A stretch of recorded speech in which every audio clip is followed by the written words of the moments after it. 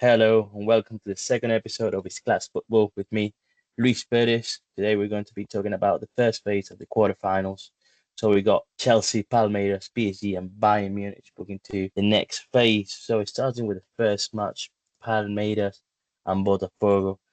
I think probably wasn't the match we were expecting in terms of Brazilian football, but then when you actually break it down and see the previous matches, how these teams play, I was not surprised. It was a bit cagey, a bit defensive, but overall, I think Palmeiras were a better team first and second half. I think they play around more the ball, and I think naturally Botafogo were trying to catch Palmeiras on the counter. I think that's the way they've been playing. That's the way they actually have been won.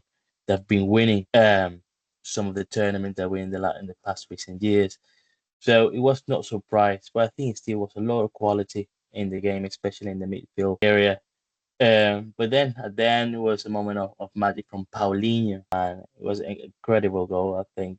Just not just the technique, but also the circumstances. He was injured and coming in for just for a few minutes, pretty much on the field, and the way he took the ball and cuts in with his right and finish with the left.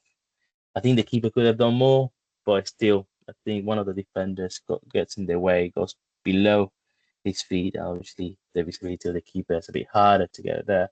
But yeah, incredible way to win it. In terms of the highlights of the match, for me, if I have to take away something from the match, was Richard Rios. Incredible performance for Richard Rios. The stats are unbelievable in terms of tackles, passing completed, assists. And he's just fantastic all around. You have to break down some of the moments, the ways. A couple of times where he gets the ball from one side of the field, receive with the left, and he just dominate the profiles pretty well, and then throw like a 30-meter pass all the way around to Estevao, for example, on the side of the pitch. And he does it from both angles. I think he will come to others around the pitch and it will do the same. And it's just that to the game. He dominated the midfielder pretty much. He really, and then the shots outside the box. There were a couple of shoots outside the box. I think were outstanding. I think the first one in the first half, where he goes inside of the net. The keeper has a touch on it, but incredible power, incredible quality. It's a good fact from him. There used to be a futsal player in Brazil, and Palmeiras liked what they saw at the time, and actually, it was Flamengo. Sorry, so Flamengo liked what they saw, and they got him into play. Um, 11 aside, and then he bounced back from Brazil to Mexico, and ended up being in Palmeiras. But yeah, you can see that technique, that futsal technique, where there was one where one of the midfielders, I think was Bruno, was up on him, and then he has a little twist back, goes over uh, his body, and then turns around to the right, and he gets fouled there. But you can see those little skill sets that you just develop through futsal.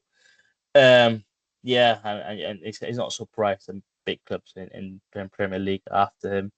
Not surprised that Nottingham Forest, which is buying half of Brazil, is after him. But yeah, the likes of PSG as well and others. So I'm pretty sure we're going to see him around Europe and playing Champions League football pretty soon. But yeah, Palmeiras go through. Good match, but I think well deserved for Palmeiras. And then Benfica Chelsea, an interesting match. I think it was Chelsea probably was the better team and probably the deserved winner of it. Um, we're not surprised that Benfica also was pretty similar to Botafogo, where they're looking to counter Chelsea and catch them on the break. But I think, yeah, Chelsea was the better team until the 86 minutes. Well, the whole of the match, but it was interesting what happened at that where it was cancelled because of thunderstorms, and it was a 4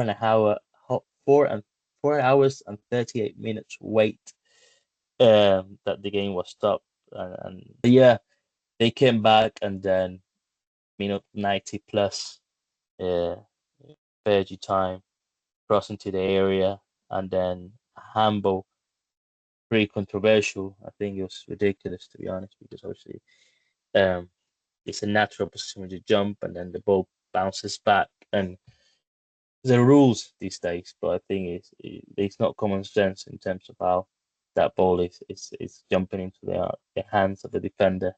And yeah, I think it's unfortunate, but yeah, penalty there. Di Maria stepping to take it.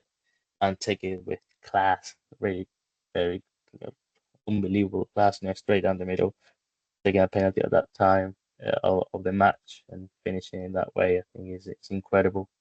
And yeah, fourth penalty in a row. A fantastic 1-1, and then Chelsea go on to score a number of goals, which, yeah, they deserve it, to be honest. In extra time, were the better team. Emotional match for Di Maria, going back to Rosario Central. Uh, illustrious career in Europe. Uh, Fantastic. One of my favorite players, actually. I think underrated and sometimes not being taken and as good as he was. But yeah, the career he's had and the goals he has scored, the key goals for Argentina and the World Cup and the Copa America, and the amount of skills he have left us down the wing is yeah, something to cherish, something to celebrate. So all the best for Di Maria back to Rosario Central. Moving on to the next match, PSG into Miami. So yeah, I think there wasn't a surprise. I think we all were expecting PSG to dominate, and yeah, pretty much the best team in the tournament. I think the favourites to win it as well.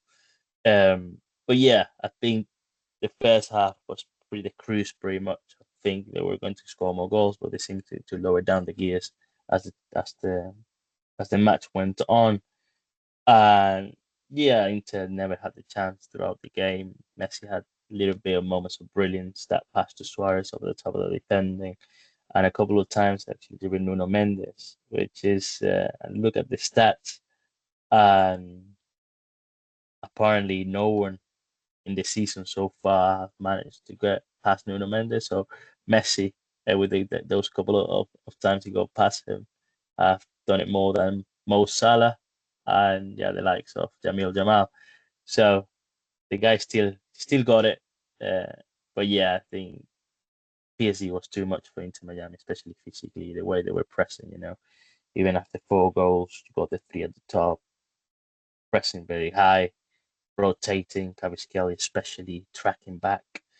And it's impressive because we've been hearing about the heat and how hard it's been for the players to play in the heat. And you got teams like that pressing is just unreal. So Bayern versus PSG is going to be a match which jump into the next match. So yeah, 2 goals for Harry Kane. Harry Kane, I think it seems to be meaning a lot for him this tournament. I don't think because of the tournament, but what he means for his confidence and building into the season. Um, yeah, I think great goal from Harry Kane. The first one, interesting because he turns on his back and then put it down the corner. The second goal as well, very good goal. Uh, Flamengo fought back. I think Flamengo did pretty well. It was probably the best of the matches. So in the quarterfinals, in the last of 16, um, especially Jorginho, I think we can give a shout out to him, not just because of the penalty, which was class again, that technique that has worked so many times, but yeah, in the midfield, the way he passed the ball around and actually controlled the midfield from a technical perspective was pretty good. Yeah, good match overall. So we got into the next round, to the quarterfinals. We got Palmeiras against Chelsea. A bit of crossovers there with Estevao going to Chelsea next season, and obviously the price for that match, whoever wins it, 55 million, which is a juicy price. And it means a lot if you think about it. The Chelsea just bought Joe Pedro from Brighton for 50 million. So there is something to look forward there. And then PSG Bayern Munich, very good match. General predictions, I think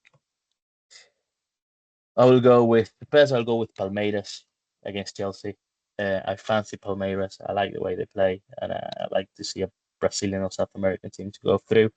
And then Bayern Munich, PSG, I go with PSG. It's going to be hard against obviously one of the biggest in Europe, but yeah, I'll go with PSG. I think that they may go all the way to win it. So that's everything we got today. That's all the time we got today. So next time we're going to be talking about the second half of those quarterfinals. Um, and yeah, stay tuned, subscribe, like, you know what to do, and yeah, thank you for listening.